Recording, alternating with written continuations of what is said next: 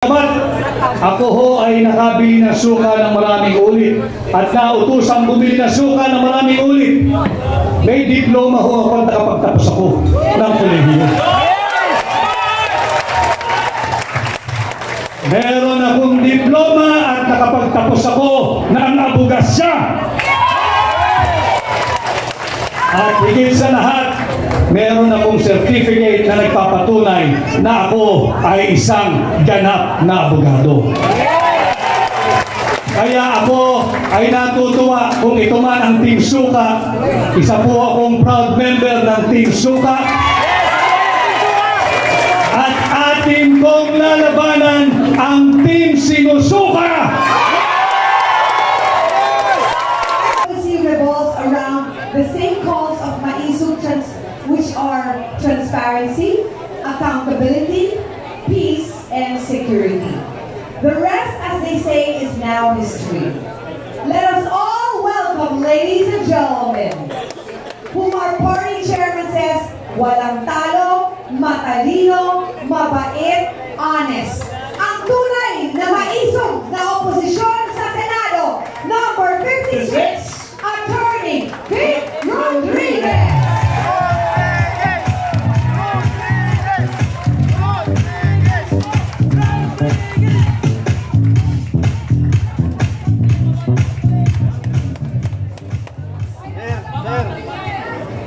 Maraming salamat at magandang hapon po sa ating lahat, sa ating ginagalang, rinerespeto at hinahangaan kay Pangulong Rodrigo Roa Duterte, sa inyo pong lahat dito sa loob at labas ng bulwagang ito, sa lahat ng Pilipino na nakasubaybay, marami pong nagla-live ngayong araw, yung ating mga kasama sa opisina, sa bahay, sa sasakyan, sa trabaho, sa eskwela. Ganon din ho sa mga Pilipinong overseas Filipino workers at migrants saan magpanig ng mundo po. Tanggapin po ninyo ang aking pagbati at paggalang ngayong hapon.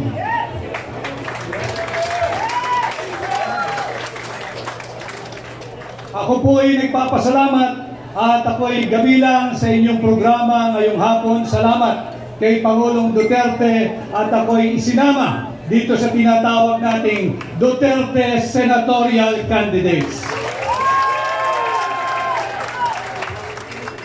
Tumugon po ako sa hamon na pamunuan ang tunay at maisog na oposisyon upang labanan at ilunsad ang gera laban sa korupsyon. Ang war on corruption na aking pinamumunuan is not just a campaign slogan. Nalalaman ko kung paano labanan ang korupsyon. Linabanan ko na sila minsan nung ako ay nasa Malacanang at pinagpapatuloy natin ngayon. Nag-file po tayo ng kaso kamakailan.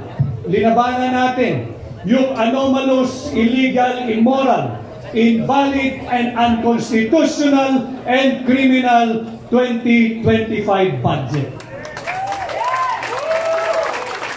Saan ka nakakita nagpapasa ng 6.352 trillion pesos panay blanco ang Bicameral Conference Committee report? Sinasalaula tayo ng administrasyon ni Bongbong Marcos. Maraming nagsalita bago sa akin at nababanggit ang salitang suka. Alam ho ninyo, ang suka ang kalaban ng tanso.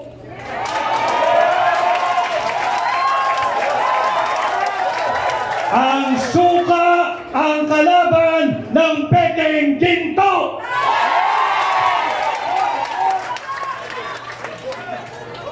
Hindi man po ako gumagawa ng suka, subalit nung ako ho ay bata, maraming beses din naman akong nautusang bumili ng suka ng aking ina. At wala pong nakakahiya doon. Sapagkat bagamat ako ho ay nakabili ng suka ng maraming ulit at nautusang bumili ng suka na maraming ulit. May diploma ho ako at nakapagtapos ako ng kolehiyo. Meron akong diploma at nakapagtapos ako ng abogasya. At higit sa lahat, meron akong certificate na nagpapatunay na ako ay isang ganap na abogado. Kaya ako ay natutuwa kung ito man ang Team Suka. Isa po akong proud member ng Team Suka. At atin pong lalabanan ang Team Sinusuka.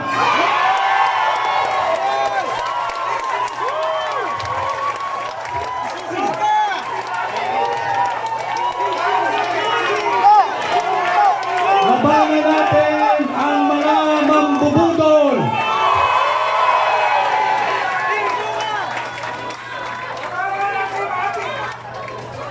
Sabi ni Konsehal Rani Ludovica, labanan ang team. Tutungo tayo mamaya dyan. Alam ho ninyo, tinanggap ko ang hamon na pamunuan, ang tunay at maisog na oposisyon. Ang tunay at maisog na senador ninyo sa Senado. At bilang senador ninyo, atin pong lalabanan ang korupsyon at sisimulan po natin yan sa pagbabantay taon-taon sa ating national budget. Hindi tayo papayag na pupunuin ng korupsyon ng pork barrel ng akap ng IX. Babantayan natin taon-taon ang ating national budget nang sa ganon hindi na magkaroon ito ng 28 blanco at nauwi sa tinatawag nating GAA. Subalit bilang senador ninyo, kailangan ko po ng katulong. Kinakailangan kong makasama sa tulong ninyo ang isang veterano, mangbabatas, matapang, magaling. Dalhin po natin sa Senado si Senador Attorney Dante Marcoleta. At hindi lamang po isa, kinakailangan pa natin magsasama ng isang veteranong abogado. Matagal na hong naglingkod ito sa mababang kapulungan. At minsan ding naging Chief of Staff sa Senado. Ang matagal ko ng kaibigan, dalhin din natin sa Senado, kasama kong magbabantay ng tao ng budget, si Senador Attorney Raul Lampino.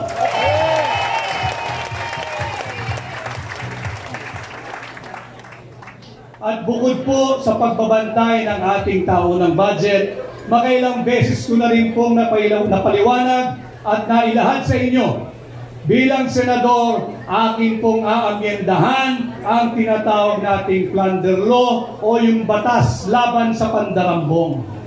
Sapagkat hindi po makatarungan na habang tayo'y nagsasagawa ng proclamation rally ng Duterte senatorial candidates ngayong maghapon, habang tayo'y ninanakawan, hindi tayo makapagsampa ng kasong plunder sapagkat hindi pa umaabot sa 50 million pesos ang ninanakaw ng mga tulisan dyan sa Kongreso.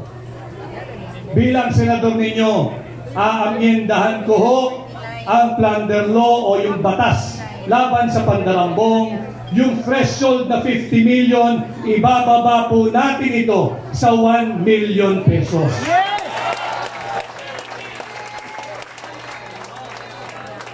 Subalit, kagaya rin po ng ipinakita kanina, bilang principal author, kinakailangan ko rin ang mga kasama sa Senado.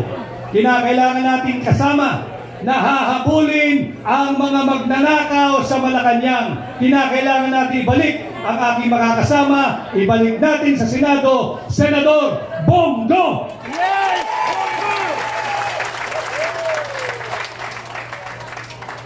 At kaparehas din po ng kanyang advokasya, ipinakita niya kanina doon sa video message niya yung tinatawag niyang Exhibit A, yung KOJC. Nakikita natin kung anong inam pag walang korupsyon, kung lahat ng pera ay ginagamit at napapatupad ng tama. Sa Senado, kinakailangan ko rin ang kasama upang amendahan ang plunder law at kinakailangan nating dalhin sa Senado si Senador Pastor Apollo Kibuloy.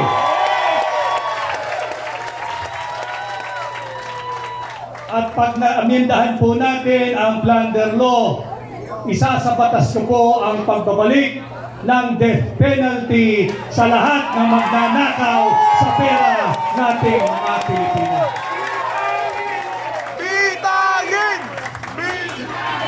At hindi pa ho nabubuo dyan ang Duterte senatorial candidates. Pag nagawa na po natin yan, meron na tayong pagbabantay sa budget, meron na tayong pagbabantay at pag-aminda sa plunder law, ang pagbabalik ng death penalty, lalabanan din natin ang uling paglaganap ng iligal na droga.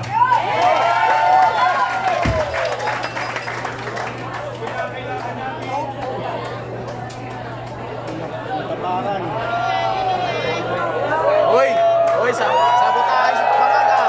Duterte! Duterte! Duterte! Duterte! Duterte! Duterte! Duterte! Sabotage si Bangag, mga ma'am sir.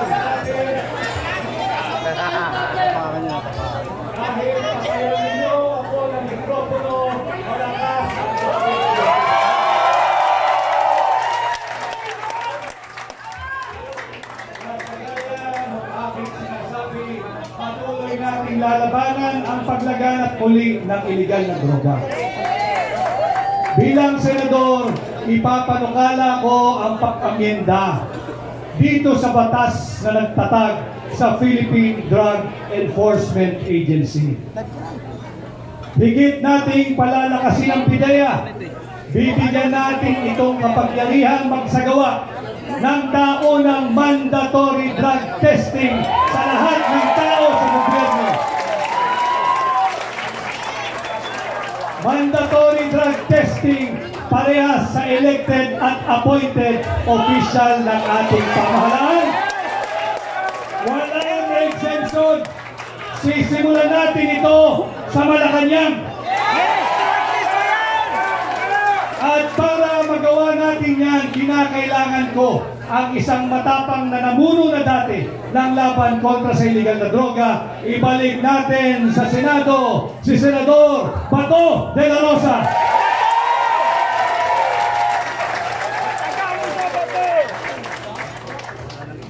Siyempre, kinakailangan din natin ng mga kasamang abogado. Sapagkat laban sa illegal na droga, dapat ang parameters ay all within the Constitution and within the rule of law. Dalhin po rin natin sa Senado ang aking kaibigan, ang aking amigo, si Attorney Senator J.B. Pinlo.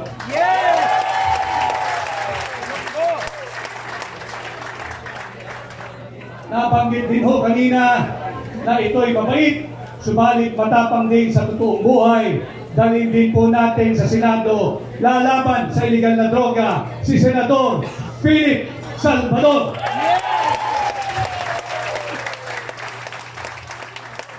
And last but not the least, tulungan din po natin ang bagong abogado, ang bagong kasal, ang bagong senador, Senator Attorney Jimmy Bolto. Ito po ang bumubuo ng Duterte senatorial candidates. Tulungan niyo po lahat kami mga kampanya, tulungan niyo po tayo lahat na matapunta sa Senado. Ang issue po natin ngayon ay ang maanumalyang 2025 budget. Subalit pilit nilang linilihis kung kaya't puwersa nilang ipasok itong unconstitutional na impeachment complaint laban kay Vice President Inday Sara Duterte. Sinasabi kong unconstitutional sapagkat pinangalanan nila itong verified impeachment complaint. Alam ng mga abogado rito, pag sinabi mong verified, dapat ito'y nabasa mo, ito'y base sa iyong personal knowledge, o dili kaya'y base sa authentic documents. Pinagyayabang nila 215 signatories. 215 signatories. Trinabaho nila ng 7 oras. You have to help me do the math. kung tayo'y magbabasa ng 33 page complaint, kada tao kinakailangan ng 10 minuto. Sa loob ng 1 oras, 6 na tao lamang ang makakapagbasa at makakapag-unawa ng complaint na yan. 6 na tao sa loob ng 1 oras, i-multiply mo ng 7. 42 lamang ang maximum na makakabasa at makakaintindi ng verified impeachment complaint na yan. Saan galing ang 250?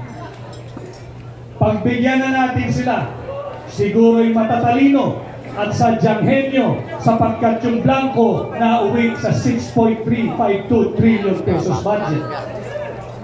Kung makakabas po ay 2 mambabatas kada 10 minuto, meron lamang pong makakapirma at makakaunawa ng 12 sa loob ng 1 oras. And again, you have to help me do the math. 12 times 7 hours. It will only give you what? 84 congressmen na nagbasa, naintindihan, naunawaan base sa kanilang personal knowledge o di kaya ay authentic public documents. Saan galing ang 215 signatories? Sa ayuda! Sa ayuda at sa AKAP at sa pork barrel. Kaya ngayong eleksyon, we should all understand what is at stake for our country this midterm election. Ninanakaw na ang pera nating mga Pilipino. Nagbebenta ng 25 toneladang ginto. Hindi sinasabi kung sino bumili at magkano ang pagbebenta nito. Pati ba naman ang posisyon ng pangalawang Pangulo na nakawin pa rin ng Marcos administration? Kaya importante, mahalaga na tayo'y nagkakaintindihan. Let us protect the 32 million Filipinos who legally, constitutionally, lawfully, and democratically elected Vice President Inday Sara Duterte para ating maging pangalawang Pangulo. Huwag nating hayaang nakawin ng iilang elitistang mambabatas ang pangalawang Pangulo mula kay Inday Sara Duterte. Mahalagang pinag-uusapan natin ito para matulungan ninyo kaming higit at dalhin ninyo ang Duterte senatorial candidate sa Senado at ating poprotektahan hindi lamang si Vice President Inday Sara Duterte, hindi lamang ang Office of the Vice President, kung hindi ang sagradong mandato ng 32 milyong Pilipino na ninanakaw ng ilang elitistang mambabatas. At muli ho, ako'y nagpapasalamat sa inyong mainit na pagtanggap.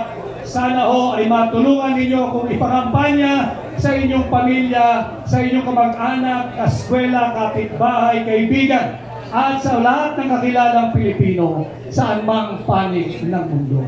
Ako po muli ay si Attorney Vic Rodriguez, number 56, Pilipino, abogado, maisog!